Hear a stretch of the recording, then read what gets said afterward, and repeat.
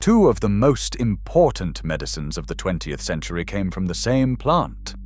One ended generations of suffering for people with crippling inflammation.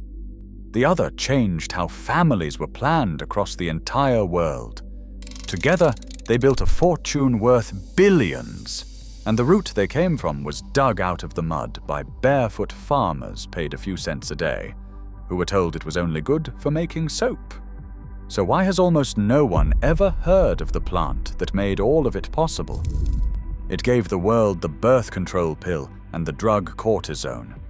It turned a tangle of jungle vines into nearly 90% of the world's steroid hormones.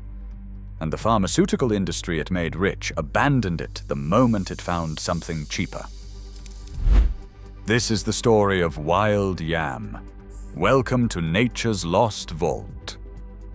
Veracruz, Mexico, 1942. A chemist named Russell Marker is crawling through the dense, humid forests of eastern Mexico, looking for a plant most botanists had barely studied. Marker was not a typical scientist.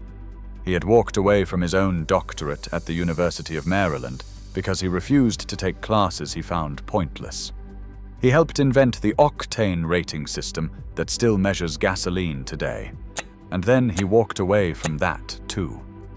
What obsessed him was hormones. In the 1930s, hormones like progesterone were almost impossible to produce. Doctors extracted tiny amounts from the urine of pregnant horses and the organs of slaughtered animals. A single gram could cost as much as $1,000. For a person who needed it, the price was out of reach. Marker had a different idea. He believed he could build human hormones directly from wild plants. In an obscure botany textbook, he found a reference to a Mexican yam the locals called cabeza de negro, and he was convinced its heavy root was full of a compound called diosgenin. So he hired two local farmers, paid them to dig up the tubers, and carried them back to a borrowed laboratory.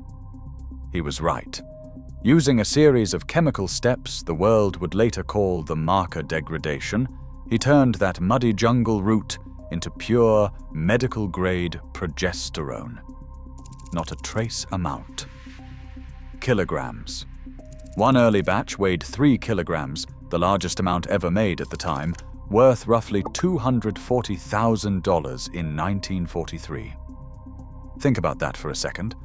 A man crawling through a Mexican forest had just produced more of a precious human hormone in one borrowed lab than the entire industry could pull from thousands of gallons of animal urine.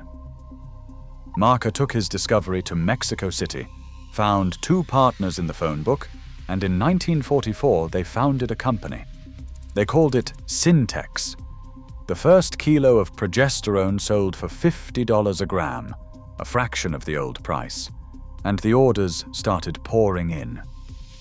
Then the dispute came. By 1945, Marker had fallen out with his partners over money and walked away from Syntex, refusing to patent his process so that anyone could use it for free. The company he left behind hired new chemists, and that is when the story got bigger than anyone expected. In 1951, a Syntex team took Marker's yam-based hormone and changed one small piece of its structure.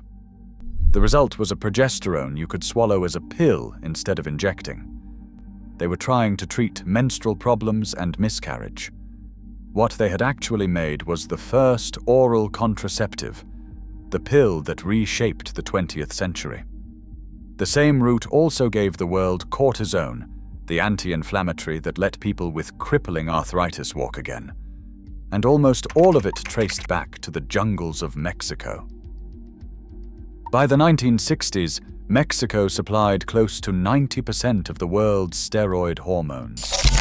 Tens of thousands of rural farmers, called babasqueros, spent their days knee-deep in jungle mud, digging up tubers that could weigh more than they did, then selling them to middlemen who sold them to the laboratories. Almost none of those farmers knew what they were digging. They were routinely told the root was used to make soap. The man pulling a 100-pound tuber out of the ground for a few cents had no way of knowing it would end up as the most influential medicine of his lifetime, sold back to the world at a markup he would never see. You would think someone would have told them. Nobody did. A kilogram of barbasco paid the digger less than a single peso.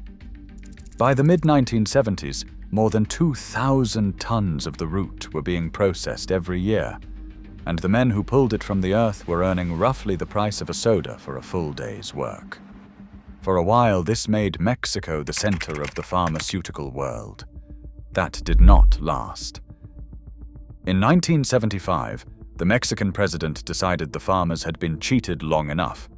His government created a state company to raise the diggers' pay and to finally tell them what their root was really worth. For the first time, the Barbasqueros learned they had been feeding a global industry. But the moment the people at the bottom asked for a fair share, the industry started looking for the nearest exit. Two things happened at once.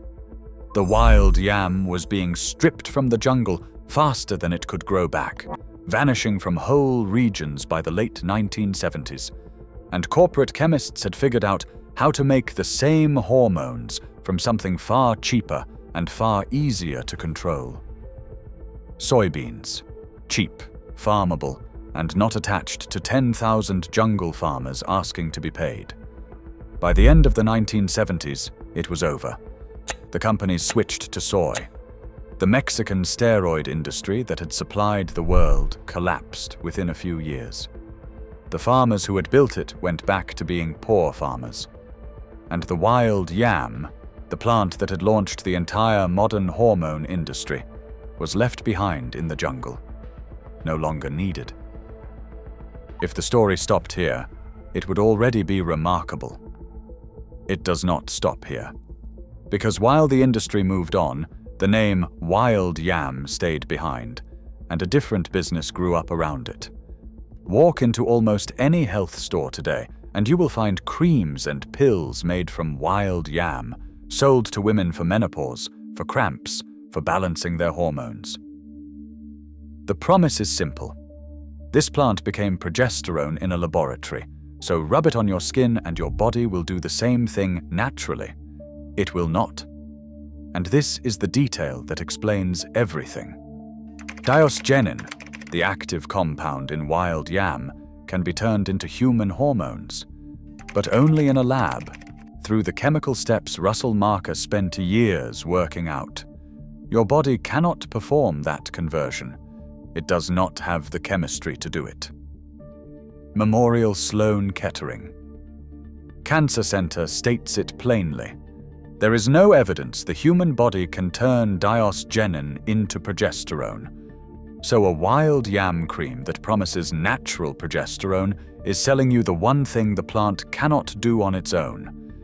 The creams that do contain a working hormone tell on themselves, if you know how to read the label. They list progesterone made in a laboratory, often started from yam or soy, then added back in. The picture of the plant on the front is decoration. The chemistry is still happening where it always happened, in a factory. None of that means the plant is worthless. The American wild yam, the variety that grows in the woods from New England down to Texas, was used for generations as a remedy for cramps and stomach pain. Herbalists called it colic root. Modern testing shows its compounds carry real anti-inflammatory activity, which is what that old reputation was built on. But that is a long way from the miracle on the label. And for someone who has watched a lot of promises come and go, that gap is the point. The most useful thing wild yam can give you today is not a hormone. It is the ability to read a label and know when you are being sold a story. Which brings us back to the men in the jungle, digging up a root they were told was good for making soap. They were closer to the truth than the marketing is.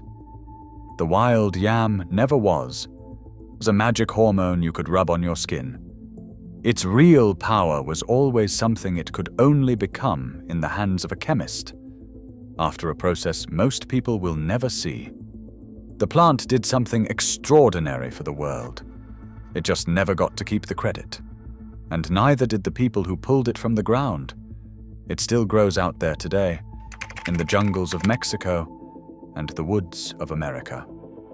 Heart-shaped leaves climbing over the underbrush, asking for nothing, owed almost everything. If this vault changed how you see the history of modern medicine, do not let this knowledge disappear the way the people who dug this root did. Subscribe to Nature's Lost Vault, and the next one will be waiting for you when it opens.